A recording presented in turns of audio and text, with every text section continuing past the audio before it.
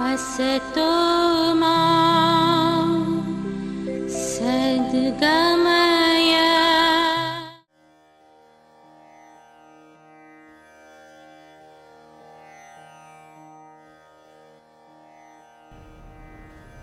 एक ही परमात्मा जो भिन्न भिन्न नाम, रूप और गुणों के अनुसार व्यक्त है, उसमें शिव रूप सर्वग्राह माना गया है। भगवान शिव ही एक ऐसे देव हैं जो राम की भी मदद करते हैं और रावण की भी मदद करते हैं। मृत्युंजय या महामृत्युंजय उन्हीं परमात्मा का शिव रूप में आराधना का एक माध्यम है। मंत्र के भिन्न भिन्न प्रयोग, भिन्न भिन्न रूप, भिन्न भिन्न अर्थ वैदिक काल से आज तक ऋषियों ने, ज्ञानियों ने, महात्माओं ने हमें दिए हैं। मूल अर्थ एक शब्द में ही निहित है कि जिस तरह एक विशेष प्रकार का पका हुआ फल बेल से मुक्त हो जाता है, उसी तरह से वो परमात्मा हमें मुक्त करे। ये एक व्यापक भावार्थ है। हम जन्म जन्म से भिन्न भिन्न शरीरों में, भिन्न भिन्न अवस्थाओं में आवागमन के पश्चात मनुष्य रूप में अवतरित हुए हैं। प्रत्येक मनुष्य मुक्ति चाहता है, दुखों से, बाधाओं से और दुर्भाग्य से।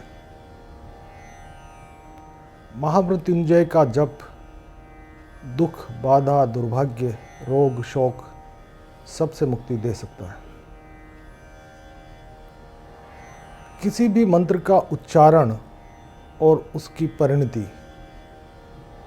ये दोनों अपने आप में विभिन्न शक्तियां हैं। मंत्रोच्चार और मंत्रमय होना, इसे समझने के लिए हमें एक उदाहरण आप सबके समक्ष मैं प्रस्तुत करता हूँ। जैसे एक बच्चा स्कूल जाता है प्रारंभिक जीवन में, उसे आप मंत्रोच्चार से तुलना कर सकते हैं। हायर एजुकेशन में जब वो जाता है तो मंत्र का अर्थ उसकी समझ में आता है, और पोस्ट ग्रेजुएशन तक जाते जाते आप ये समझ सकते हैं कि व्यक्ति मंत्रमय हो सकता है।